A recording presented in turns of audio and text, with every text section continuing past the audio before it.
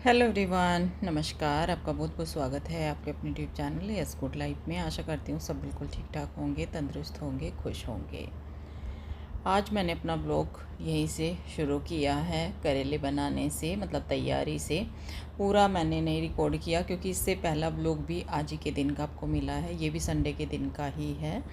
तो वो एक पार्ट में बहुत बड़ा ब्लॉग हो गया था, काफ़ी लंबा, तो इसलिए मैंने जो है सेकंड पार्ट इसका कर दिया है। भरवा करेले मैं बना रही हूँ तो सोचा आपके साथ रेसिपी शेयर करती हूँ। और पापा ने भरवा करेले बोला है इस बार बनाने को। मैं करेले की सब्ज़ी बना लेती हूँ, थोड़ा सा जल्दी बन जाती है और इसमें जाता है बहुत सारा टाइम। पर खैर चलो, आज जो है संडे का दिन है, आज शॉप पे चला गया है तो मैं ये काम आज पूरा कर रही हूँ। इससे पहले व्लॉग में आपने देखा था ड्राइंग रूम मैंने जो है क्लीन करा था, उसके कवर वगैरह चेंज करे थे और सुबह का ब्रेकफास्ट शेयर करा था आप लोगों के साथ। तो ये उससे आगे का है। ब्रेकफास्ट के बाद, ड्राइंग रूम करने के बाद, उसके बाद मैंने करेले बनाने शुरू कर दिए थे। तो ये इसमें आप दो तरह की प्याज देख रहे होंगे कि ग्रीन ग्रीन क्या है। ग्रीन ग्रीन इसमें है हरी प्याज आई थी, लेकिन वो बनाने जैसी नहीं थी, मतलब पक्की पक्की सी हो रही थी। तो उसका थोड़ा सा हिस्सा बचा हुआ था, बाकी तो वो जो है बासी से हो गए थे। तो वो भी मैंने इसी में कर लिया है। हालांकि ये ज़रूरी नहीं था लेकिन मेरे पास था, वेस्ट जाएगा, तो इसलिए मैंने वो जो भी हरी प्याज के नीचे की छोटी छोटी प्याज होती है ना, वो मैंने सारी इसी में ले ली है। और बस बड़ी प्याज मैंने बहुत ही कम इसमें ली है क्योंकि वो बिल्कुल पक्की हुई थी, सब्ज़ी उसकी अच्छी नहीं बनती, तो इसलिए। तो इनको मैंने प्याज ली है ढेर सारी। करेले पहले ही छील लिए थे और उनके जो बीज वगैरह है वो सब निकाल लिए थे। और मैंने कोई नमक वगैरह नहीं लगाया, कुछ नहीं, धूप में नहीं रखे, ऐसे ही मैं बनाने वाली हूँ। तो प्याज मैंने चॉपर में कर लिया है चॉप, ढेर सारी प्याज, और साथ में हरी मिर्ची। हरी मिर्ची भी इसी में मिक्स कर दी है। ये भी बहुत ज़्यादा फाइन मैंने नहीं करी क्योंकि तीखी मिर्ची है और हाथों से ना बहुत, मतलब हाथों में बहुत तीखापन हो जाएगा इस टाइम। तो मैंने चॉपर में ही कर ली हैं, थोड़ा दरदरी रह गई हैं। यहाँ पे मैंने डाला था ऑयल, उसमें डाला मैंने सरसों का तेल लिया है करेले बनाने के लिए। वो गर्म हो गया, ठंडा किया, फिर उसमें डाल दिया थोड़ा मेथी दाना, हींग भी डाल दिया था थोड़ा सा, और बस फिर साथ में सारी जो मैंने प्याज चॉपर में चॉप करी थी और हरी मिर्ची, बहुत ज़्यादा ये भी नहीं कि बहुत ही बारीक मैंने किया था, नॉर्मल सा ही किया था जैसा हम तड़के में करते हैं। और अब इसमें जाएंगे रूटीन के ढेर सारे मसाले। प्याज को भूनना नहीं है, हल्का सा चलाया, मतलब कलर चेंज नहीं करना है। मसाले में हल्दी, मिर्च, धनिया, सौंफ, मतलब सबके पाउडर हैं, और टेस्ट के हिसाब से है सॉल्ट। देखो क्वांटिटी के हिसाब से मसाले जाते हैं, तो मेरी क्वांटिटी थोड़ी ज़्यादा है तो मैंने डबल डबल मसाले इसमें डाले हैं। मसालों के साथ अच्छे से इनको भूनना है, मतलब प्याज जब तक सॉफ्ट नहीं हो जाती, पहले थोड़ा मॉइस्चर आएगा और फिर वो मॉइस्चर भी हमें सुखाना है। यहाँ पे खटाई के लिए मैं इसमें डाल रही हूँ अमचूर पाउडर ही, ड्राई मैंगो पाउडर जो होता है। इस टाइम पे वैसे कच्चे आम आ रहे हैं तो वो डाले जाते हैं, लेकिन कच्चे आम नहीं थे तो मैंने ये इसमें अमचूर पाउडर ही डाल दिया है क्वांटिटी के हिसाब से, या फिर जितना भी आपको खट्टा करना है। हालांकि करेले हैं तो थोड़ा कड़वापन बैलेंस हो जाता है अगर इसमें हम खटाई अच्छे से डाल देते हैं। अब मैंने इसमें डाल दिया है थोड़ा सा गरम मसाला, तो इसको भून रही हूँ मैं चलाते हुए। कहीं नीचे जो पैन है ना स्टील का है, हालांकि भारी है, पर फिर भी अच्छे से चलाते हुए मैं इसको भून रही हूँ। और भूनने में थोड़ा सा टाइम इसमें लगा, पहले इसमें थोड़ा सा मॉइस्चर हुआ सॉल्ट की वजह से। प्याज है, प्याज में भी थोड़ा सा मॉइस्चर होता है, और फिर इसमें जो है अच्छे से ये सूखना शुरू हो गया। जो भी मॉइस्चर था देखिए काफ़ी थिक सा ये हो गया है। बाकी इसमें और कुछ भी मैंने ऐड नहीं करा। यहाँ पे कर दी है गैस बंद, और ये मैंने ठंडा होने के लिए निकाल दिया है मिक्सचर प्लेट में, क्योंकि फिर हमें जो है करेले फिल करने हैं। इधर बीच बीच में मैंने खाना बनाना भी शुरू कर दिया है। जब तक वो स्टफिंग ठंडी होती है तब तक मैं दाल चावल यहाँ पे बना रही हूँ। उधर मैंने जो है दूध बॉयल होने के लिए रखा है, और दाल मैंने चढ़ा दी है, और चावल मैं भिगा के रख दूँगी क्योंकि फिर इनका अंश को जाना है ऑफिस में, इनका लंच देने के लिए। ऑफिस के इनका बहुत ज़्यादा दूर नहीं है, करीब 10 से 12-15 मिनट, मतलब 15 मिनट लगा लीजिए आप, मैक्सिमम लगते हैं इनके ऑफिस में जाने में। तो अंश दे के आएगा इनका लंच। तो बस मैं दाल चावल ही बना रही हूँ, क्योंकि सुबह भी काफ़ी सारा बना था, डोगला और जो है पोहा, और अब मैं करेले बना रही हूँ और दाल चावल। तो इस बीच में ही कपड़े धुल गए थे, बीच में आ गई हूँ मैं एक बार कपड़े सुखाने के लिए, क्योंकि फिर मुझे दूसरा बैच डालना था। धूप हो रही है, अच्छी हवा चल रही है, क्योंकि आजकल तो गर्मी ज़बरदस्त वाली हो ही रही था। गेहूँ धुले थे सुबह, तो फिर जो है उसका भी एक दुपट्टे में मैंने डाले थे, तो वो सारे जो है छोटे मोटे से कपड़े थे, ये दुपट्टे वगैरह भी थे कॉटन के 1-2 मेरे, तो ये हल्के से ही कपड़े मैंने डाले थे। इस बार फिर मैं जो है एक बैच और डाल दूँगी।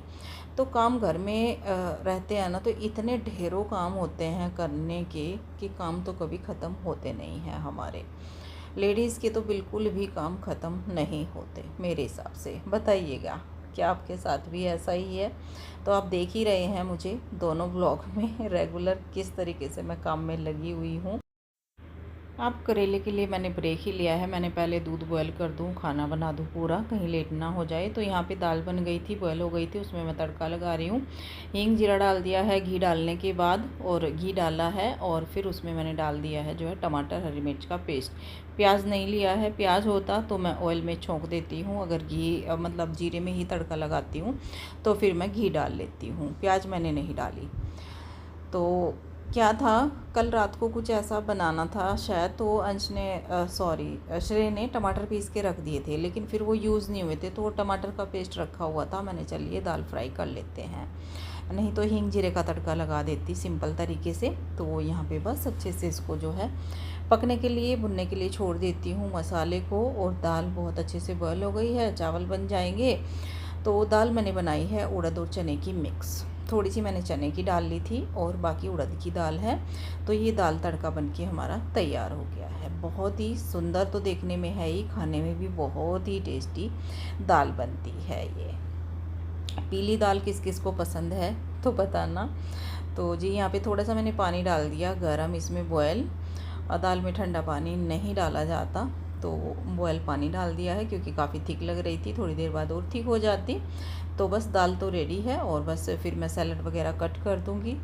तो उनका लंच पैक करने के बाद फिर उसके बाद ही मैं करेले बनाने शुरू करूँगी। इधर चावल का पानी चढ़ा रखा है, और ये डाल दिए मैंने चावल, तो खाना भी फटाफट से रेडी हो जाएगा। दूध बॉयल हो ही गया है, और अब इसके बाद चावल करने के बाद और उनका खाना देने के बाद फिर मैं लग गई हूँ यहाँ वापस से अपने करेले बनाने में।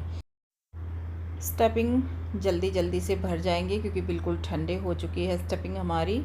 मुझे टाइम ज़्यादा लग गया खाना बनाने में, बीच में गैप हो गया काफ़ी। और ये करेले ऐसे ही रखे हुए हैं, एक एक बीज मैंने निकाल लिया था, क्योंकि बीज पक्के थे।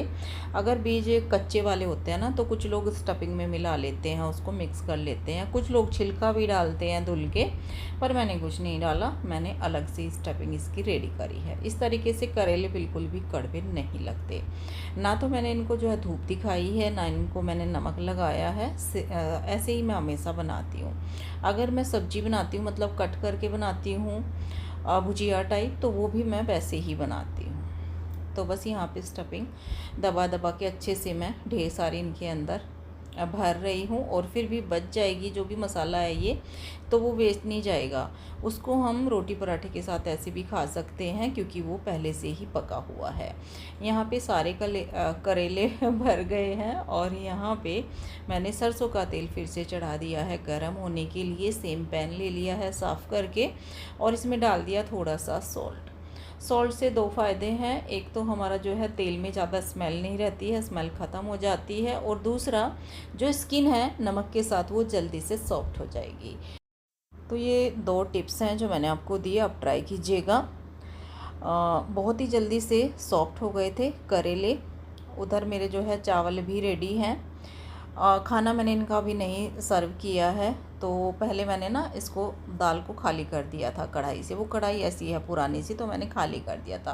फिर अंश मुझे बोल रहा था कि अभी टाइम है, और दही नहीं थी, तो अंश दही लेके आएगा, तो तब जाके जो है इनके मैं लंच के लिए सब कुछ खाना रेडी कर दूँगी। फुल्के नहीं बनाए, बस दाल चावल ही दूँगी। इधर बीच बीच में मैंने करेले, देखो करेले बनाने में टाइम इसीलिए लगता है कि इनको हमें धीरे धीरे फ्राई करना होता है, धीरे धीरे फ्राई करना होता है।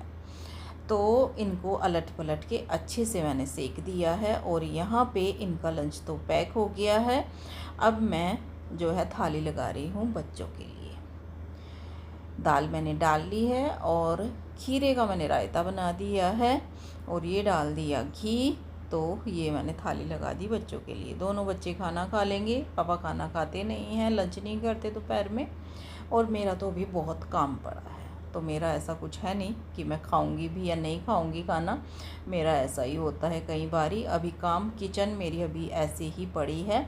तो ये आज बहुत दिनों बाद लंच बना है। हालांकि ये जो लंच है, हमारा लंच जो होता है वो डिनर में ही बन जाता है। अब जो है लास्ट वाले जो करेले थे ना, वो भी बन गए हैं, उनको निकाल लेते हैं। बहुत ही टेस्टी करेले बनके तो तैयार हो गए। अब बहुत ही टेस्टी वाली जो किचन फैल रही है ना, वो भी मैं जो है समेट लूँ। आप देखिए करेले तब तक देखने में डिलीशियस हैं, खाने में उससे भी ज़्यादा डिलीशियस हैं और इतनी जल्दी सॉफ्ट हो गए, जो कि मैंने हल्का सा सॉल्ट डाल दिया था। बहुत ही गजब के टेस्टी करेले बने हैं। आप ट्राई कर सकते हैं अगर आपका मन करे तो, कि इस तरीके से। बाकी तरीका चेंज भी हो सकता है सबका। मैं कभी ये नहीं बोलती कि इसी तरीके से आप बनाइएगा, जो आपका तरीका हो उससे बनाइएगा।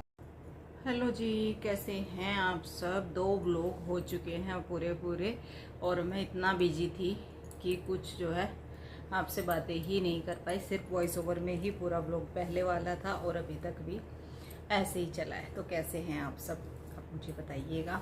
और मैं कैसी हूँ ये आपने देख ही लिया, कितना मैं बिजी हूँ वो तो आपने देख ही लिया। अब मैं रेडी हो गई हूँ शॉप पे जाने के लिए, क्योंकि अब 4 बज चुके हैं और करीब 4:30 पौने 5 पे मैं जाऊँगी शॉप पे। सुबह तो जाना हुआ नहीं है, पर शाम को काम नहीं चलता, शाम को जाना पड़ता है। बिजी जो है रहता है, घर के काम भी देखने हैं और वो भी ज़रूरी काम है तो वो भी देखना है। थकान तो इतनी है कि मन तो नहीं कर रहा है। थोड़ी देर मैं जो है लेट गई थी, बस थोड़ी सी देर ही, थोड़ा सा मतलब टाइम मिला, ज़्यादा नहीं। लेट काफ़ी हो गया था, काम ख़त्म करने में ही बहुत ज़्यादा लेट हो गया था।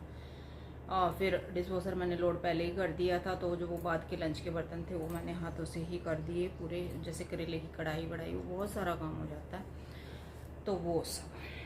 फिर इतना थक गई, फिर नहा के, गर्मी लग रही थी बहुत ज़्यादा किचन में, फिर मैं लेट गई और बस अब उठी हूँ। अब थोड़ा सा रेडी हुई हूँ और इस रूम में आ गई हूँ, क्योंकि उधर बच्चे हैं। तो मैंने चलिए जो है इसमें बैठ के आपसे कुछ बातें कर लेती हूँ। थोड़ी सी क्या, जैसे ही लेटते हुए मैं थोड़ा सा फ़ोन देख रही थी। वो हो गई ना, हम सबको ही आदत हो गई है, किसी को ऐसी आदत है कि लेटते हुए ना फ़ोन ज़रूर देखना होता है, जबकि देखना नहीं चाहिए। फ़ोन को पहले ही अलग रखना चाहिए, पर हम रखते नहीं हैं। आदत ऐसी हो गई है कि फ़ोन को देखते हैं तो हमें नींद आती है, नहीं तो नहीं। और मैं तो इतनी थकी हुई होती हूँ मतलब रात को, कि फ़ोन हाथ में लिया, कुछ भी देखना शुरू किया। कुछ भी क्या देखती हूँ, देखो मेरा बिजनेस है तो मुझे उससे ही रिलेटेड देखना पसंद है।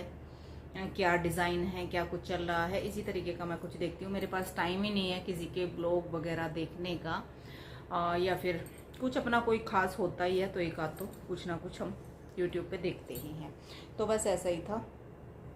तो जैसे ही मैं जो है फ़ोन लेके लेटी, एक वीडियो मेरे सामने आई यूट्यूब पे, जो थोड़ा बहुत मैं जो ये भागवत वगैरह चलती रहती है ये भी देखती हूँ, मतलब सुन लेती हूँ, रख देती हूँ फ़ोन। जैसे शॉप पे भी कभी कभी, ऐसा नहीं कि रेगुलर मैं जो है कथाएं सुनती हूँ, पर कभी कभी। तो एक आचार्य जी हैं, आपने भी देखा होगा क्योंकि काफ़ी फेमस है यूट्यूब पे, आचार्य अनिरुद्धाचार्य, मतलब अनिरुद्धाचार्य, शायद वही है ना, हाँ। जिनका वृद्धाश्रम है, जो माताओं को रखते हैं वो। तो उनकी एक वीडियो मेरे सामने आई। वो अपनी वीडियो बनाते ही रहते हैं, कैसी मतलब माताओं के लिए भी, या फिर उनसे क्वेश्चन करने लोग आते हैं बहुत ज़्यादा भागवत में ही, मतलब जैसे भागवत सुनते हैं फिर उससे उनसे मतलब जो मीटिंग करने आते हैं पर्सनल, वो भी। तो वो मेरे सामने एक वीडियो आई, तो वहाँ पे एक माँ आई उनके पास पहले से ही करीब 280 या 270, कई बार बातें मैं जो है थोड़ा सा नींद में थी, भूल भी गई हूँ शायद, लेकिन इतनी ही है मेरे हिसाब से। तो इतनी माताएं, वृद्ध माताएं उनके पास रहती हैं जिनके घर वालों ने निकाल दिया, या उनका कोई नहीं है, या फिर जिनके सब है उनको भी जो है, देखिए अभी जो मैं बातें करने जा रही हूँ उन्हीं के बारे में कर रही हूँ। एक माता आई है वेस्ट बंगाल से, और बंगाली में वो बोल रहे थे, बुजुर्ग थी, मतलब ठीक ठाक, इतनी भी नहीं थी कि वो चल फिर ना पाए, और ठीक ठाक देखने में भी लग रही थी। और वो आई तो उनसे उन्होंने बातें करी कि माता आप क्यों आए हो यहाँ पे, कि मैं ऐसे ऐसे आई हूँ। पहले मतलब वो देखने आए और फिर दोबारा वो जो है आए उस दिन कि मैं अब जो है यहीं पे रहूँगी वृद्धाश्रम में, मुझे आपके चरणों में ही जगह चाहिए। तो फिर देखो वो तो पूछते ही हैं कि क्यों माँ आप ऐसे क्यों आए, आपका घर कहाँ है, कहाँ से हो, क्या है, क्या आपके बच्चे हैं, क्या है। तो सारा कुछ उन्होंने पूछा। आपके साथ कौन आया, कि मेरा बेटा आया है, एक ही बेटा है उनका, और वो छोड़ने आया अपनी माँ को वृद्धाश्रम। देखो सोचो कितनी बड़ी बात है। तो पंडित जी बोले कि गुरुजी, पंडित जी जो भी आप बोलते हो, देखिए सबकी भाषाएं अलग हैं, मैं यहाँ पे किसी को वो नहीं बोलूँगी कि आप क्या बोलते हो क्या नहीं। तो गुरुजी बोले कि मतलब क्यों आए हो आप अपनी माँ को लेकर, आपको अपनी माँ को घर में नहीं रखा जाता, क्यों नहीं रखा जाता। तो उन्होंने अपनी प्रॉब्लम क्या बताई, सोच के भी बड़ा ही मतलब सुन के भी बहुत ही अफसोस होता है। क्या ऐसे भी लोग हैं नहीं हैं, बहुत ज़्यादा हो चुके हैं ऐसे लोग कि बहू ने निकाल दिया, बहू मेरी माँ को रखना नहीं चाहती, मतलब मेरी बीवी, मेरी पत्नी मेरी माँ को रखना नहीं चाहती, तो इसलिए मैं इनको वृद्धाश्रम छोड़ने आया हूँ। मेरी पत्नी भी जॉब करती है, मैं भी जॉब करता हूँ, हार्ट का पेशेंट हूँ। शायद आप लोगों ने कुछ ने देखी भी होगी ये वीडियो, पर मुझे लगा कि आपको मतलब शेयर करूँ आपसे क्या हो रहा है इस दुनिया में, क्यों हो रहा है ऐसा। पहले ऐसा कभी भी नहीं होता था, कुछ भी नहीं होता था। क्या इतना जीवन बिजी हो गया, क्या इतना पैसे वाला इंसान हो गया, इतना पैसा हमारे पास आ गया कि मतलब अपने माँ बाप को भी लोग नहीं देखते। क्यों छोड़ने आए आपने क्यों नहीं रखा, ये वो मतलब सारी बातें करी कि मतलब वो उनका बेटा रो रहा था कि गुरुजी मैं नहीं इनको रख सकता, और कि आपको अच्छा लग रहा है अपनी माँ को यहाँ छोड़ते हुए, कि नहीं बिल्कुल नहीं। तो वो बेटा रो रहा था, मजबूर था कि मैं हार्ट का पेशेंट हूँ, मतलब इस तरीके से मेरी सर्जरी हो चुकी है काफ़ी बड़ी, ये वो सारी बातें उन्होंने अपनी प्रॉब्लम बताई। लेकिन फिर भी देखो गलती बेटे की ही मैं बोलूँगी कि आपने क्यों नहीं रखा। अगर आपकी पत्नी नहीं रखती तो उनको, पत्नी को आप वृद्धाश्रम छोड़ते कि आप जाओ अनाथ आश्रम, वृद्धाश्रम, मैं अपनी माँ को अपने पास रखूँगा। लेकिन ऐसा नहीं हुआ कि वो टॉर्चर करती है। एक बिटिया है हमारी, सिर्फ एक बेटी, कि वो टॉर्चर करती है मुझे भी और मेरी माँ को भी। फिर माँ को ही बोलना पड़ा कि मेरे बेटे की कोई गलती नहीं है, वो हमें पुलिस में देने की धमकी देती है, ये करती है, केस करूँगी, वो करूँगी।